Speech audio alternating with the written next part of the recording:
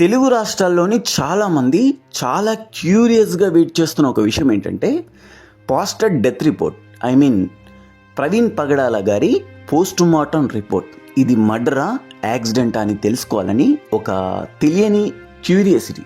ఎట్టకేలకు వారం రోజుల తర్వాత పోస్ట్ మార్టం రిపోర్ట్ బయటకు వచ్చింది. అది కూడా లీగల్గా. ఆ లీగల్ పాయింట్స్ కూడా నేను ఈ వీడియోలో చూపించబోతున్నాను. వారం రోజుల నేను ఎందుకన్నానంటే 24వ తారీఖు morning 11 o'clock pastor Praveen Kumar Hyderabad నుంచి తన సొంత వెహికల్ అయిన బుల్లెట్ పైన విజయవాడకు బయలుదేరాడు. ఆ ఇన్సిడెంట్ జరిగింది రాత్రి. సో ఈరోజు 31వ తారీఖు, అంటే వారం రోజులు అయింది. ఇలాంటి వీడియో యూట్యూబ్ మొత్తం వెతికినా మీకు ఎక్కడ కనపడదు. ఎందుకంటే నేను రూమర్స్ని బేస్ చేసుకొని చేస్తున్న వీడియో కాదు ఇది. లీగల్గా బయటకు వచ్చిన పోస్ట్ మార్టం ఫిలిం రిపోర్ట్ని బేస్ చేసుకొని వీడియో చేస్తున్నా కాబట్టి అంటే అంత డీటెయిలింగ్గా ఉంటుంది ఈ వీడియో. నేను ఒక వీడియో చూపిస్తాను చూడండి. దానికంటే ముందు నేను మీకు ఒక విషయం క్లారిఫై చేస్తాను. ఈ కేసుని ఇన్వెస్టిగేషన్ చేస్తున్న పోలీస్ ఆఫీసర్స్ ఎప్పుడు ఇది మర్డర్ అని ఎక్కడా డిక్లేర్ చేయలేదు, అండ్ ఇది యాక్సిడెంట్ అని కూడా ఎక్కడా డిక్లేర్ చేయలేదు. వాళ్ళు చెప్పిన ఒకే ఒక్క పాయింట్ ఏంటంటే ఈ కేసులో చాలా అనుమానాలు ఉన్నాయి, ఇంకా చాలా రిపోర్ట్స్ రావాల్సింది.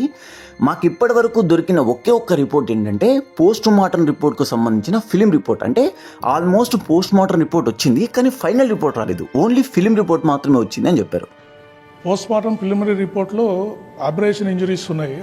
ఈ వీడియో చూస్తున్న వ్యూవర్స్కి ఒక డౌట్ రావచ్చు, పోస్ట్ మార్టం రిపోర్ట్ ఒకటే ఉంటుంది కదా, post mortem film report and post mortem final report సపరేట్గా ఉంటాయా అని. ఈ డౌట్ అందరికీ ఉండకపోవచ్చు, బట్ చాలా మందికి ఉంటుంది. తెలియని వాళ్ళ కోసం ఫస్ట్ ఇది కొంచెం క్లారిఫై చేసి తర్వాత నేను పాయింట్లోకి వస్తాను. ఫర్ ఎగ్జాంపుల్, ఒక బాడీ యాక్సిడెంట్లో చనిపోయి పోస్ట్ మార్టం రిపోర్ట్ కోసం హాస్పిటల్కి వస్తే ఆ బాడీని చూడగానే, అంటే అవుట్ ఆఫ్ ది బాడీని చూడగానే ఇది యాక్సిడెంట్లో చనిపోయిందని తెలిస్తే, అంటే రోడ్డు తాకడం కానీ, రోడ్డు గీసుకోవడం కానీ, అండ్ వెనకాల నుంచి వెహికల్ గుద్దేయడం కానీ, ఇలాంటివి ఏవైనా కనిపిస్తే, అంటే రోడ్ యాక్సిడెంట్లో చచ్చిపోయిన క్లియర్ ఎవిడెన్సెస్ కనిపిస్తే మాత్రమే డైరెక్ట్గా పోస్ట్ మార్టం రిపోర్ట్ వస్తుంది. లేదు అని కొత్త అనుమానాలు, అంటే ఇంజూరీస్ లోపలయ్యి బయటకేమీ కనపడకుండా బాడీ లోపల పాయిజన్ ఉన్నట్టు అనుమానాలు, లేదా లోపల ఆల్కహాల్ ఉన్నట్టు అనుమానాలు, లేదా ఎలాంటి బాడీ ఇంజూరీస్ లేకుండా ఈ డెత్ జరిగిందేమో అనే అనుమానాలు, అంటే ఇన్సైడ్ ఇంజురీస్ ఏమైనా ఉంటే ఆ మెడికల్కి సంబంధించిన different categories of medical departments నుంచి రిపోర్ట్స్ రావాల్సి వస్తుంది. సో ఫైనల్గా ఒక ఫిలిం కాపీ ఉంటుంది. ఫర్ ఎగ్జాంపుల్గా మీకు అర్థమయ్యేలా ఒక డమ్మీ కాపీ పెట్టాను చూడండి స్క్రీన్ మీద లెఫ్ట్ సైడ్లో. ఇదేం చూపిస్తుంది అంటే లోపటి ఇంజురీస్ దేని నుంచి అయి ఉంటాయి, దేనివల్ల అయి ఉంటాయి, ఎక్కడెక్కడ అయ్యాయి అనేది క్లియర్గా మనకు చూపిస్తుంది అనమాట. సో దీన్ని బట్టి కేసు ఇన్వెస్టిగేషన్ చేస్తున్న ఇన్వెస్టిగేషన్ ఆఫీసర్స్కి ఒక ఐడియా వస్తుంది, కాజ్ ఆఫ్ డెత్ ఏమై ఉంటుంది. అంటే ఏం తగిలి ఉంటుంది, రాడ్డు తగిలి ఉంటుందా, రోడ్డు తగిలి ఉంటుందా, లేకపోతే కట్టెలు తగిలి ఉంటాయా, ఎవరైనా బలంగా కొట్టుంటారా, ఈ బాడీలోకి పాయిజన్ ఏమైనా వెళ్ళిందా, లేదా ఈ బాడీలోకి ఆల్కహాల్ ఏమైనా వెళ్ళిందా, లేదా ఇంకేదైనా కారణాలు, అంటే ఊపిరాడకి ఈ బాడీ ఏమైనా చచ్చిపోయిందా, అంటే ముక్కు నోరు మూసేయడం వల్ల ఈ బాడీ ఏమైనా చచ్చిపోయిందా, ఇలాంటి కారణాలు ఏమైనా, అంటే అక్కడ జరుగుతున్న, అక్కడ కనిపిస్తున్న పరిస్థితులకు వ్యతిరేకంగా అగెయినెస్ట్గా ఇంజూరీస్ జరిగినప్పుడు ఈ different categories of medical reports అనేవి కలెక్ట్ చేయాల్సి వస్తుంది. సో ఈ కేసు విషయంలో అదే జరుగుతుంది కాబట్టి పోస్ట్ మార్టం రిపోర్ట్ ఇంకా లేట్ అవుతుంది. ఇక డైరెక్ట్గా పాయింట్లోకి వస్తే పోస్ట్ మార్టం ఫిలిం రిపోర్ట్లో బయటకు వచ్చింది ఏంటంటే హెడ్ మీద బలమైన గాయాలున్నాయి. హెల్మెట్ పెట్టుకున్నాడు, అంటే జావా బ్రాండెడ్ హెల్మెట్ పెట్టుకున్నాడు, అయినా కూడా బలమైన గాయాలున్నాయి. హెడ్ ఇంజురీ జరిగింది, హెడ్ మీద లేసరేట్ ఇంజరీస్ ఉన్నాయి. సో చూశారు కదా, ఈ మాట చెప్పింది ఎవరో కాదు, ఐజీ అశోక్ కుమార్ గారు. ఈ కేసుని ఇన్వెస్టిగేషన్ చేస్తున్న వ్యక్తి. ఒక డెడ్ బాడీ మీద బ్రాండెడ్ హెల్మెట్ ఉంది, అంటే జావా కంపెనీకి సంబంధించిన బ్రాండెడ్ హెల్మెట్ ఉంది, హెడ్ ఇంజరీ జరిగి తను చనిపోయాడు అని పోస్ట్ మార్టం రిపోర్ట్లో వచ్చింది. సో ఇప్పుడు ఇన్వెస్టిగేషన్ ఎలా జరుగుతుంది అంటే తల మీద బలమైన గాయాలు చేసి తర్వాత హెల్మెట్ ఎవరు పెట్టారు అనే కోణం నుంచి ఇన్వెస్టిగేషన్ జరుగుతుంది. సో ఇది పాయింట్. ఇక పాయింట్ నెంబర్ 2, ఇదే పోస్ట్ మార్టం రిపోర్ట్లో ఇంకో విషయం కూడా బయటకు వచ్చింది. కాలి మీద బర్న్ ఇంజురీ ఉంది, అంటే పైన ఉన్న ప్యాంటు కాలిపోలేదు, అట్లీస్ట్ మరక కూడా పడిపోలేదు, కానీ లోపల మాత్రం బర్న్ ఇంజురీ ఉంది. ఈ పాయింట్ పోస్ట్ మార్టం రిపోర్ట్లో బయటకు వచ్చింది. వారి కాలు మీద ఒక బర్న్ ఇంజరీ ఉంది, దాన్ని కూడా పెథాలజీ రిపోర్ట్ పంపించారు.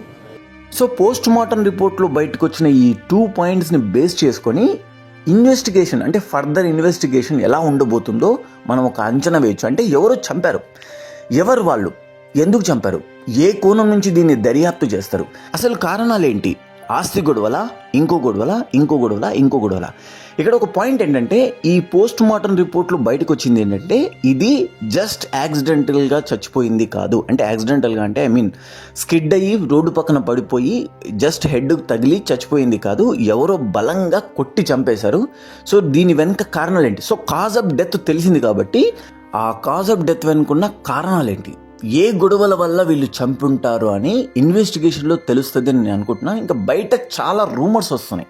వాటిని నేను రూమర్స్ అని ఎందుకు అన్నానంటే పోలీసులు ఎప్పుడు ఇన్వెస్టిగేషన్ చేస్తున్న పోలీసులు ఎప్పుడు అఫీషియల్గా ఆ ఫుటేజ్ని రిలీజ్ చేయలేదు. ఇక్కడ ఒక పాయింట్ ఏంటంటే 2 వర్గాల నుంచి రూమర్స్ వస్తున్నాయి. వాళ్ళేమో కాదు అంటున్నారు, వీళ్ళేమో అవును అంటున్నారు. ఇంకొకటి ఎవరికో తెలియకుండా అసలు ఎక్కడి నుంచి బయటకు వస్తున్నాయో తెలియకుండా అన్నీ బయటకు వచ్చేస్తున్నాయి.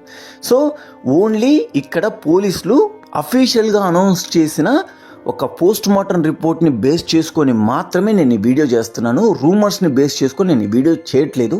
సో నేను ఎందుకు ఇలా అంటున్నానంటే అఫీషియల్గా తనకు అన్యాయం జరిగింది అనుకుంటే అఫీషియల్గా మాత్రమే మనం వీడియోలు చేయాలి తప్ప ఒక మనిషి శత్రువు అయినా సరే, వేరే మతస్థుడైనా సరే, మన దేవుళ్ళను దూషించినా సరే ఒక మనిషి మీద బురద జల్లే ప్రయత్నం చేయొద్దు. అది మన సనాతన ధర్మం కాదు, అది మన క్యారెక్టర్ కాదు, అండ్ మన నేచర్ కాదు, అది మన సంస్కృతి కాదు, అది ఏది కాదు. సో ఒక ఫ్యామిలీకి అన్యాయం జరిగి అంటే ఆ ఫ్యామిలీలో ఉన్న పెద్ద దిక్కును ఆ ఫ్యామిలీ కోల్పోయి రోడ్డు మీద పడ్డది, జీవితం మొత్తం కన్నీళ్ళ శోకం మిగిలింది అనుకుంటే మాత్రమే నేను బలంగా వీడియో చేస్తాను. సో రూమర్స్ని నమ్మొద్దు. వాళ్ళ వెనుక పిల్లలు ఉన్నారు, వాళ్ళ వెనుక ఒక భార్య ఉంది, వాటిని కూడా మీరు దృష్టిలో పెట్టుకోండి అని చెప్పేసి చెబుతూ the Sivasri Rudra signing off.